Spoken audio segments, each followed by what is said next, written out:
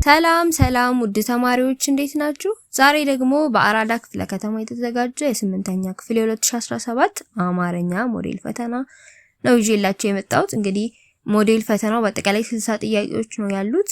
በአራት ክፍል ከፍለን 15 ጥያቄ እያደረግን በአራት ክፍል የምንጨርሰው ይሆናል ማለት ነው። እንግዲህ ጥያቄዎችን መስራት የሚጠቅመው አንድም እንግዲህ ጥያቄው በምን ያህል ሁኔታ በምን አይነት መንገድ እንደሚመጣ እንድትረዱት ያደርጋችኋል። ጥያቄ አመጣጡ ማለት ነው የሚኒስትሪ። ሌላኛው ደግሞ ድጋሚ ተደግሞ የሚመጡ ጥያቄዎች ሊኖሩ ይችላሉ። እነሱን ጥያቄ በመስራት ብቻ ሳትለፉ በቀላሉ ታገኙታላችሁ ማለት ነው። እንዲሁም ጥያቄ መስራት ደግሞ በተለይ ሌላ ሰው እያስረዳችሁ በጥያቄ ከሆነ ምንድነው በትንሽ ደቂቃ ውስጥ በትንሽ ጥያቄዎች ውስጥ ሙሉ መጽሐፉን ከቨር እንደማድረግ ነው የሚቆጠረው። ከዛ ከጥያቄው ላይ ተነስታችሁ ወደ መጽሐፉ ስትሄዱ ይቀላችኋል ማለት ነው። የት ፓርት ላይ ትኩረት ማድረግ እንዳለባችሁ፣ የቱን ፓርት ማጥናት እንዳለባችሁ። ስለዚህ ለዛ ይጠቅማል ማለት ነው። ወደ ጥያቄው ከመሄዳችን በፊት ቪዲዮውን ላይክ እንዲሁም ሼር ማድረግ፣ ቻናሉንም ሰብስክራይብ ማድረግ እንዳትረሱ። ወደ ክፍል 1 ጥያቄያችን እንሄዳለን ማለት ነው። የመጀመሪያው ንባብ ነው። እንግዲህ ንባቡን አብረን እናነባዋለን። እንግዲህ ከዚህ ንባብ ላይ በመነሳት ጥያቄዎቹን እንሰራለን። ምን ታረጋላችሁ? ፖዝ አድርጉት፣ ቪዲዮን አቁሙትና ከዛ ጊዜ ወስዳችሁ አንብቡት ቀስ ብላችሁ። ከዛ በኋላ ጥያቄውን አብረን እንሰራለን። ግን ስታነቡ በተቻላችሁ በፍጥነት ለማንበብ ሞክሩ። ምክንያቱም ፈተናው ላይ በፍጥነት ስለሆነ በደቂቃ ስለሆነ ፈተናው የሚሰጠው ደቂቃው እንዳያልቅባችሁ በተቻላችሁ መጠን በፍጥነት ለማንበብ ሞክሩ፣ ተለማመዱ። ብዙ ጥያቄዎችን ብዙ ንባቦችን ባነበባችሁ ቁጥር እየተለማመዳችሁ ትሄዳላችሁ። አንደኛው ምንባቡ ከምን ያህል አንቀጾች ተዋቅሯል። እንግዲህ አንቀጾችን መቁጠር ነው። እነዚህ ይሄኛው 1 2 3 ከዛ 4 በአጠቃላይ 4 አንቀጽ አለው። መልሱ ሐመርሃ ከ4 አንቀጽ የተዋቀረ ነው ይሆናል ማለት ነው። ሁለተኛው ወደር የለሽ የሚለው ቃል በምንባቡ አገባብ መሰረት ፍቺው የትኛው ነው? አሁን ምንባቡን የምታስታውሱት ከሆነ እንዲሁ አይታችሁ መስራት ነው። ግን ሙሉ ምንባቡን ካነበባችሁት በኋላ ጥያቄውን ስታዩ ወደር የለሽ የሚል ቃል እንደነበረ ራሱ ላታስታውሱ ትችላላችሁ። ምን ማድረግ ነው? መመለስ ወደ ምንባቡ ትመልሱና ታዩታላችሁ። ወደር የለሽ የሚለውን እዚህ ጋር አለ ሲከየት ጀምሮ። በመሆኑም ሰርቶ ሰላም ወጥቶ ለመመለስ ተወልዶ ለማደግ ተምሮ ለሀገርና ለወገን ቤዛ ለመሆን ሰላም በአጠቃላይ የአእምሮ እፎይታ የመንፈስ እርካታ አግኝቶ በሳይንስና ቴክኖሎጂ ግኝቶ እየተጠቀሙ እድገትን በማፋጠን ረገድ ወደር የለሽ ሚና ይጫወታል። እድገትን በማፋጠን ረገድ፣ ስለዚህ ፖዚቲቭ ሚኒንግ ነው ያለው ማፋጠን ላይ። ስለዚህ ምን ማለት ነው? አሉታዊ አይደለም፣ እንከን የለሽ፣ የማይጠቅም፣ ጎጂ። አሉታዊ፣ የማይጠቅም፣ ጎጂ ሁሉም ሶስቱም ምንድናቸው? ኔጌቲቭ ናቸው። ወይም ደግሞ ምንድነው ተቃራኒ አሉታዊ ነገሮች ናቸው። አዎንታዊ እንከን የለሽ ነው። እንከን የለሽ አክቹሊ እንከን የለሽ አይሆንም፣ ግን ከነዚህ ሪላቲቭሊ ከአራቱ ምርጫዎች ላይ የተሻለ ነው። ወደር የለሽ ማለት የማይለካ የማይተመን በጣም ትልቅ የሆነ ሚና አለው ለማለት ነው የፈለገው። እንከን የለሽ አይ ቲንክ የሚሆን አይመስለኝም፣ ግን ከሶስቱም ስታያቸው አሉታዊ ትርጉም ነው ያላቸው። ግን እንከን የለሽ የሚለው ምንድነው ፖዚቲቭ ሚኒንግ ስለሆነ ያለው የተሻለ ነው። መልሱን በሉት ማለት ነው። ሶስተኛው በአንቀጽ 4 ላይ የትኛው መሸጋገሪያ ቃል ተጠቅሟል? እንግዲህ አንቀጽ 4 የመጨረሻው ነው። እሱን እናነባዋለን ድጋሚ ማለት ነው። ይሄኛውን ማለት ነው። በመሆኑም ሁሉም ህብረተሰብ በሀገራችን ላይ ሰላም እንዲሰፍን የበኩሉን አስተዋጽኦ ማበርከት አለበት። መምህሩም ስለ ሰላም አዘውትሮ ማስተማር ይጠበቅበታል። በሌሎች የሙያ ዘርፎች ላይ የተሰማሩ የህብረተሰብ ክፍሎችም ሰላም በሀገሪቱ ላይ እንዲሰፍን የድርሻውን ሚና ይጫወታሉ። እንግዲህ እዚህ ላይ አያያዥ ቃል እዚህ ጋር ነው ያለው። በመሆኑም ሚለው አለ፣ ሌላ የለም፣ አላገኘንም። እስቲ ምርጫውን እንይ። በተጨማሪም፣ ነገር ግን፣ ስለዚህ፣ ምክንያቱም ሚል የለም። አራቱም አያያዥ ቃሎች አራተኛው አንቀጽ ላይ የሉ። ስለዚህ መልሱ የለም ማለት ነው። አራተኛው መሰረቱ የተናጋ ነው ሲል ምን ለማለት ነው? መሰረቱ የተናጋ ማለት የተዛባ እንደማለት ነው። የተበላሸ፣ የተስተካከለ፣ የተቀናጀ፣ የሚያስተማምን። አሁን እንደዚህ አይነት ጥያቄ ኤግዛክትሊ ሚኒንጉን እንኳን ባታውቁት ከአራቱ ምርጫዎች የተለየ ነው ብላችሁ የምታስቡትን ነው የምታረጉት። የተስተካከለ፣ የተቀናጀ፣ የሚያስተማምን ሁሉም ሶስቱ አንድ አይነት ነገር ናቸው። የተበላሸ የሚለው ብቻ የተለየ ሚኒንግ አለው። ስለዚህ መሰረቱ የተናጋ ማለት የተበላሸ ነው ማለት ነው የፈለገው። ስለዚህ መልሳችን ሀ ነው ማለት ነው። አምስተኛ ይሻል ለሚለው ቃል ይሻል ሳይሆን አጥብቃችሁ ሳይሆን የምታነቡት አላልታችሁ ነው የምታነቡት። ይሻል ለሚለው ቃል ተቃራኒ ፍቺው ዳሽ ነው። ይለምናል፣ ይፈልጋል፣ አይፈልግም፣ ያሻዋል። ይሻል ማለት እኔ ብርሻለሁ፣ እኔ ሰውሻለሁ፣ እኔ ቤተሰብሻለሁ፣ ወይም ደግሞ እሱ ሰው ይሻል፣ እርሱ ብር ይሻል ማለት ይሻል ማለት ይፈልጋል ማለት ነው። መልሳችን ለነው ማለት ነው። ስምንተኛ አንደበተ ርቱዕነት ከቋንቋ ክሂሎች መካከል ከየትኛው የቃል ክፍል ይመደባል? አንደበተ ርቱዕነት ሲባል ከመጻፍ ጋር አይገናኝም፣ ማዳመጥ ጋር። አንደበት ሲባል ሲጀመር ምን ላይ ነው?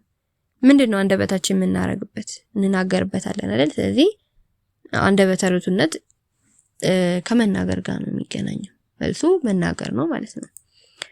ዘጠነኛ ዘውትር ይመላለሳል የተሰመረበት ቃል ከየትኛው የቃል ክፍል ይመደባል? ይመላለሳል ግስ ነው አይደል? ግሱን የሚገልጸው ነገር ደግሞ ተውሳከ ግስ ይባላል።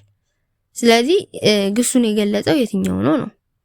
ሀ ስም፣ ለተውሳከ ግስ፣ ሐመርሃ ቅጽል፣ ተውላጠ ስም። ተውሳከ ግስ ነው መልሱ። ስም ነው፣ ባለቤት ነው። ያረፍተ ነገሩ ባለቤት ሊሆን ይችላል ወይም ተሳቢም ሊሆን ይችላል። ቅጽል ደግሞ የስም ገላጭ ነው። የስም ገላጭ። ተውላጠ ስም በስም ቦታ የሚተኩ ናቸው። በስም ቦታ የሚተኩ ለምሳሌ አበበ በሶ በላ የሚለው ላይ እሱ በሶ በላ ካልን በአበበ ቦታ እሱ ብለን ተካን ማለት ነው። አበበ ወንድ ስለሆነ እሱ፣ አበበች ከሆነ እሷ እያለን በስሙ ቦታ ተተክተው የሚያገለግሉ በእንግሊዘኛው ፕሮናውን እንላቸዋለን። ሺ፣ ሂ፣ ኢት እነዚህ ናቸው። በአማርኛው ደግሞ እሱ፣ እሷ፣ እነርሱ፣ እናንተ፣ እነዚህ፣ እኛ፣ እኔ እነዚህ ተውላጠ ስሞች ይባላሉ ማለት ነው። መልሳችን ተውሳከ ግስ ነው። አስረኛው በለጠ ጥቁር ቆዳ ጫማ ገዛ። ቆዳ ጫማ የሚለው ተሰምሮበታል በሚለው አረፍተ ነገር ውስጥ የተሰመረበት ሐረግ ምን አይነት ሐረግ ነው?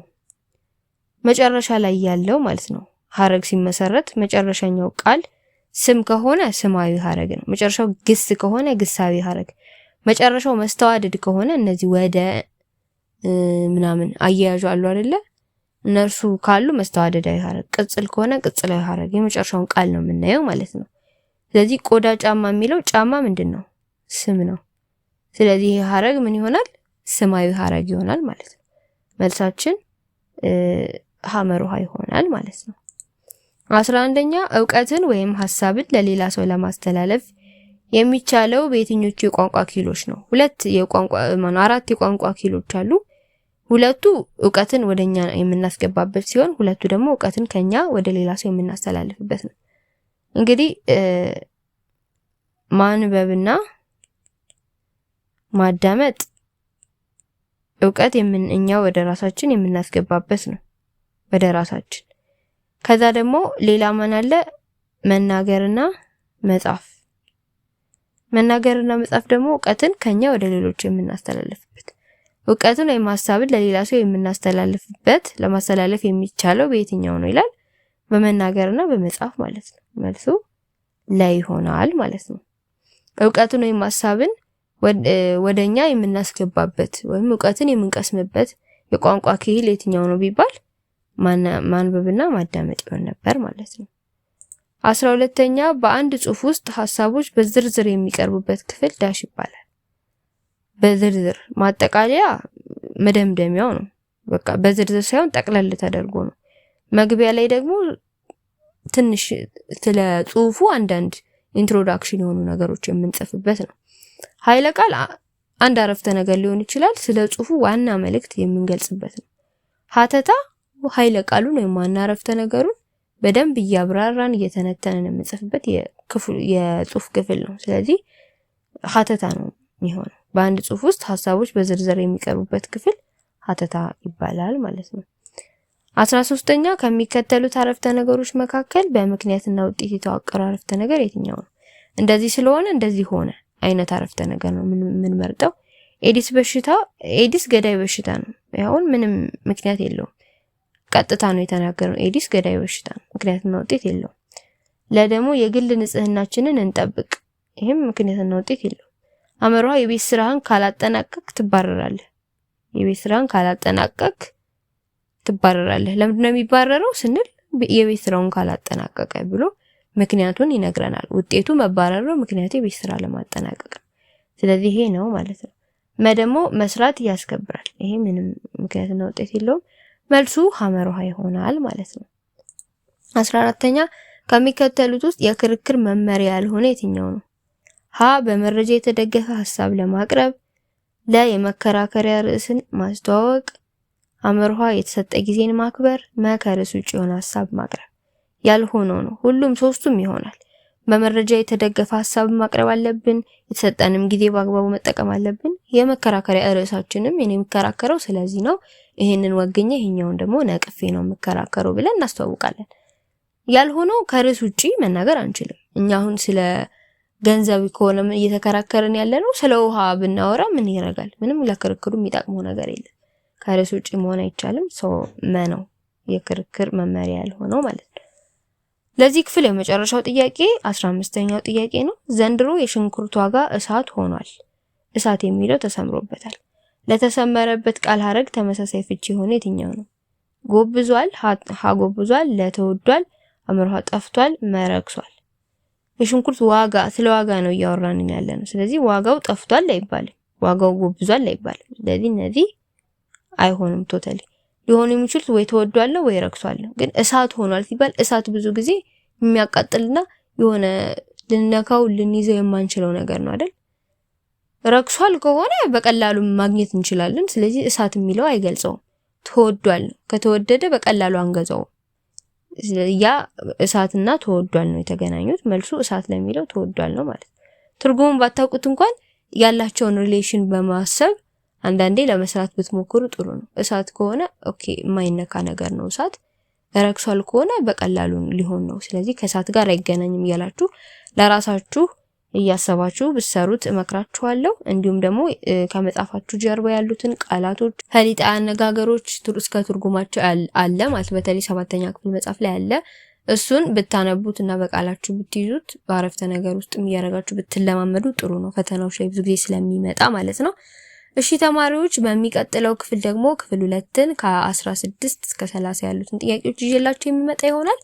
ያላችሁን ማንኛውንም ሐሳብ አስተያየት ኮሜንት ሴክሽን ላይ ጻፉልኝ። እንዲሁም ደግሞ ብዙ ጊዜ በኮሜንት ላይ ቴሌግራም ላይ ምንድነው የምትጠይቁኝ የ2018 ስሪልን እያላችሁኝ ነውና የ2018 ጥያቄ ማግኘት አልቻልኩም እኔ እና እናንተ እጃችሁ ላይ ያለውን ጥያቄ በፒዲኤፍ ኦር በወርድ ካላችሁ ላኩልኝ ቴሌግራም ላይ፣ ወይም ከሌላችሁ እንኳን ሽቶ አለ አይደል የተፈተናችሁበት ሞዴልም ቢሆን ሚኒስትሪም ወይ የአምና ምናምን ካላችሁ ፎቶ አንሱትና ቴሌግራም ላይ ላኩልኝ ማለት ነው። ከዛ ነው ጥያቄዎችን እሰራላችሁ። ፎቶ ጥርት ያለ ቢሆን በደንብ የተነሳ በጠረጴዛ ላይ አድርጋችሁ በስነ ስርዓት አንስታችሁ ላኩልኝ። ጥያቄዎችን የምሰራላችሁ ይሆናል። በሚቀጥለው ቪዲዮ እስከምንገናኝ ድረስ ይህንን ቪዲዮ ላይክ በማድረግ ለሌሎች ሼር በማድረግ አዳርሱ። ለቻናሉ አዲስ የሆናችሁ ሰዎችም ቻናሉን ሰብስክራይብ ማድረግ፣ አዳዲስ ቪዲዮዎች ሲሰሩ እንዲደርሳችሁ የደውል ምልክቱን መጫን አይርሱ። ደህና ሁኑ። ቻው።